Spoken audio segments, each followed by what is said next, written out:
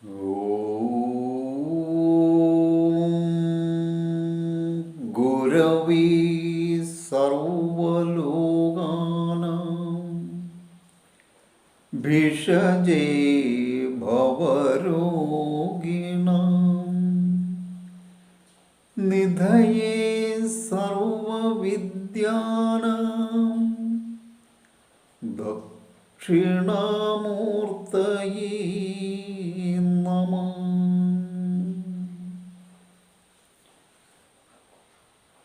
SNDP യോഗം 3934 number New Delhi ശാഖ ആഘോഷിച്ചു വരുന്ന മണ്ഡലം കാല മഹോത്സവം,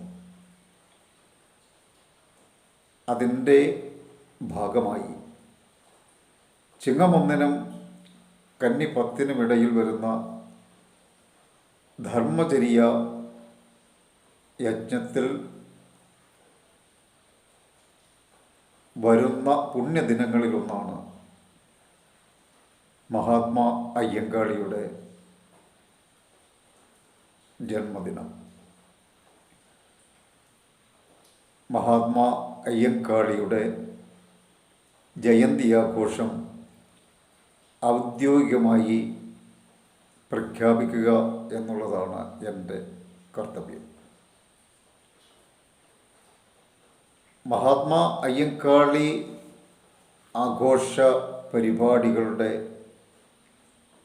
അധ്യക്ഷൻ ശ്രീ കല്ലറ മനോജ്, പ്രസിഡന്റ് ന്യൂഡൽഹി ശാഖായോഗം,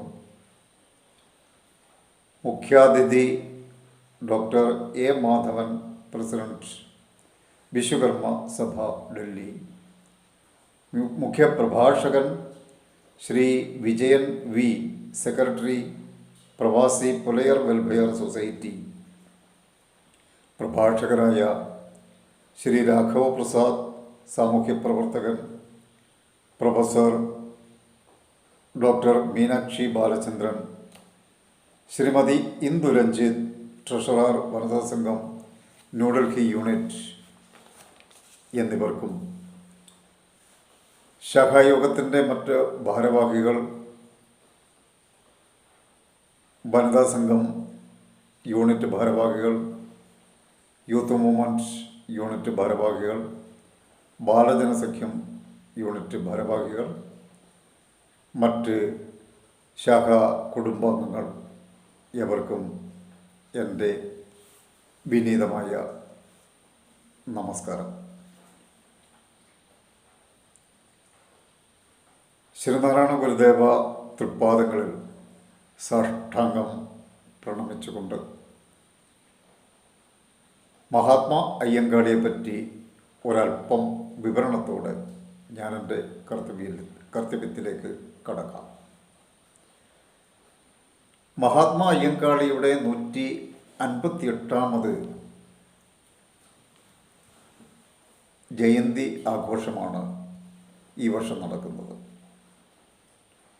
കേരളത്തിലെ അധസ്ഥിത ജനവിഭാഗത്തിൻ്റെ വിമോചനത്തിന് വേണ്ടി അടരാടിയ മഹത് വ്യക്തിയായിരുന്നു മഹാത്മാ അയ്യങ്കാളി. 1863 ഓഗസ്റ്റ് 28-ന് തിരുവനന്തപുരം ജില്ലയിലെ, അന്ന് ബ്രിട്ടീഷ് തിരുവിതാംകൂറായിരുന്നു, വെങ്ങാനൂർ എന്ന ഉൾനാടൻ ഗ്രാമത്തിൽ പെരുങ്കാറ്റുവിളയിലെ പ്ലാവറ തറവാട്ടിൽ അയ്യപ്പൻ്റെയും മാലയുടെയും മകനായിട്ടാണ് കാളി ഭൂജാതനായത്. കാളിയുടെ ജനനകാലം അത്ര സുഖകരമല്ലാത്ത ജീവിത ശൈലിയായിരുന്നു ആ സമുദായത്തിൻ്റേത്. പറയ പുലയ സമുദായ അംഗങ്ങളെ മനുഷ്യരായി പോലും കാണാൻ കൂട്ടാക്കാതിരുന്ന ഒരു കാലഘട്ടമായിരുന്നു അത്. ജന്മിമാർ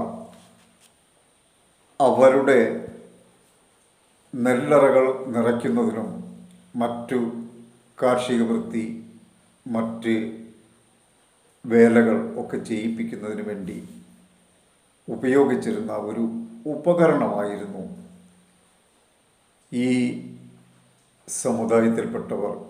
ഉപകരണം എന്ന് പറയുമ്പോൾ തന്നെ നമുക്ക് അതിൻ്റെ ആ തീഷ്ണത മനസ്സിലാകും. അയിത്താചാരം മൂലം റോഡിലൂടെ നടക്കുവാനോ ഇഷ്ടപ്പെട്ട പേര് സ്വീകരിക്കുവാനോ വിദ്യ നേടുവാനോ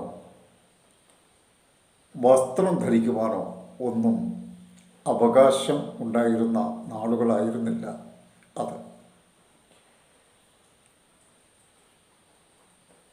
ഇതിൻ്റെ ഒക്കെ ഒരറുതി വരുത്തുന്നതിനായി, അതായത് പുലയ പറയ അധികൃത ചുറ്റുപാടുകൾ മാറ്റുന്നതിനായി ആദ്യമായി മുന്നോട്ട് വന്ന് പ്രവർത്തനം ആരംഭിച്ചത് അയ്യൻ്റെ മകൻ കാളി ആണ്.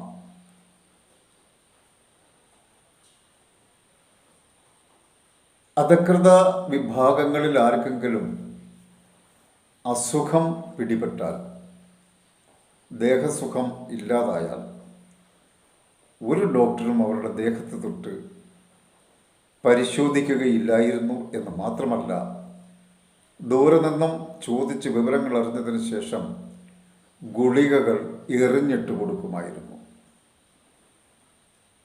ഇതിൽ നിന്നും നമുക്ക് മനസ്സിലാക്കാം എത്ര ഭീകരമായ ഒരു ദുരിതപൂർണമായ ജീവിതമായിരുന്നു കീഴാളന്മാർ എന്ന് വിധിക്കപ്പെട്ടിരുന്ന ഈ സമൂഹത്തിൻ്റേത് എന്ന്.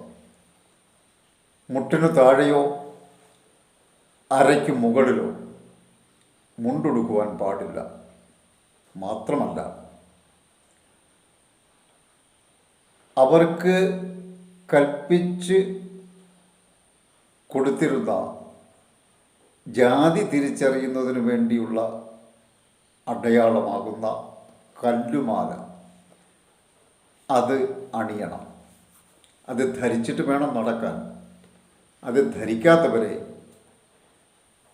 തേടിപ്പിടിച്ച് ക്രൂരമായി മർദ്ദിക്കുമായിരുന്നു അക്കാലം.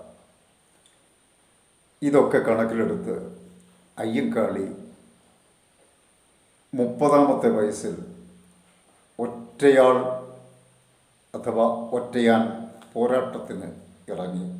സ്വസമുദായത്തിലെ ചിലരുടെ എതിർപ്പുകൾ പോലും വിലവയ്ക്കാതെ. എന്നാൽ പിന്നീട് അക്കൂട്ടത്തിൽ കുറേ പേർ കൂടുകയുണ്ടായി. അവരെ കളരിപ്പയറ്റ് പഠിപ്പിക്കുന്നതിന് അഥവാ അഭ്യാസമുറകൾ പഠിപ്പിക്കുന്നതിന് വേണ്ടി പഠിപ്പിക്കുന്നവരെ കൊണ്ടുവന്ന് ഇവർക്ക് അഭ്യാസമുറകളൊക്കെ പഠിപ്പിച്ചു കൊടുത്തു, മാടമ്പിമാരുമായിട്ട് പൊരുതി ജയിക്കുന്നതിന് വേണ്ടി. വിദ്യ കൊണ്ട് സ്വതന്ത്രരാവുക എന്ന ഗുരുദേവൻ്റെ സന്ദേശത്തെ, ഉപദേശത്തെ ശിരസ വഹിച്ച് സ്വസമുദായത്തിലെ കുഞ്ഞുങ്ങൾക്ക് വിദ്യാഭ്യാസത്തിന് വേണ്ടി അടരാടിയ അദ്ദേഹത്തിന് അതിൽ ജയം കാണുവാനായി 1914 സർക്കാർ ഉത്തരവ് പ്രകാരം ഒരു സ്കൂൾ അനുവദിക്കുകയുണ്ടായി. 1907 സാധുജന പരിപാലന സംഘം അഥവാ സാധുജന പരിപാലന യോഗം രൂപീകരിക്കുകയുണ്ടായി. അതും പ്രകാരം അനേക കാര്യങ്ങൾ സ്വസമുദായത്തിന് ആയിക്കൊണ്ട് നേടിക്കൊടുക്കുവാൻ അദ്ദേഹത്തിന് ആയിട്ടുണ്ട്. എന്തിനധികം സഞ്ചാര സ്വാതന്ത്ര്യത്തിന് റോഡുകളിൽ പൊതു റോഡുകളിലൂടെ സഞ്ചരിക്കുവാൻ പോലും ആകാതിരുന്നത് കൊണ്ട് അങ്ങനെയുള്ള റോഡുകളിലൂടെ വില്ലുവണ്ടി ഓടിച്ച് സഞ്ചാര സ്വാതന്ത്ര്യം നേടിയെടുക്കുവാൻ അദ്ദേഹത്തിന് അക്ഷീണം പരിശ്രമിക്കേണ്ടി വന്നു. അങ്ങനെയുള്ള പരിശ്രമത്തിൻ്റെ ഫലമായി കുറേയൊക്കെ വിജയം കാണുകയും ചെയ്തു. 1941 ജൂൺ 18 അദ്ദേഹം ദിവംഗതനായി. ഇതിനോടിടയ്ക്ക് ഒരുപാട് കാര്യങ്ങൾ ഇദ്ദേഹത്തെപ്പറ്റി പറയുവാനുണ്ട്. എത്ര പറഞ്ഞാലും തീരുകയില്ല. ഞാൻ പറയാൻ വിട്ടുപോയത്, അഥവാ സമയക്കുറവ് കാരണത്താൽ പറയാതിരുന്നത്, മുഖ്യ പ്രഭാഷകനും മുഖ്യ അതിഥിയും മറ്റു പ്രഭാഷകരും ഒക്കെ ചേർന്നുകൊണ്ട് പറഞ്ഞു തരും നമുക്ക് എന്ന പ്രത്യാശയോടെ ഞാൻ എൻ്റെ കർത്തവ്യം ഈ ആഘോഷ പരിപാടികൾ ഔദ്യോഗികമായി പ്രഖ്യാപിച്ചുകൊണ്ട് നിർവഹിച്ചിരിക്കുകയാണ്. എവർക്കും നന്ദി, നമസ്കാരം.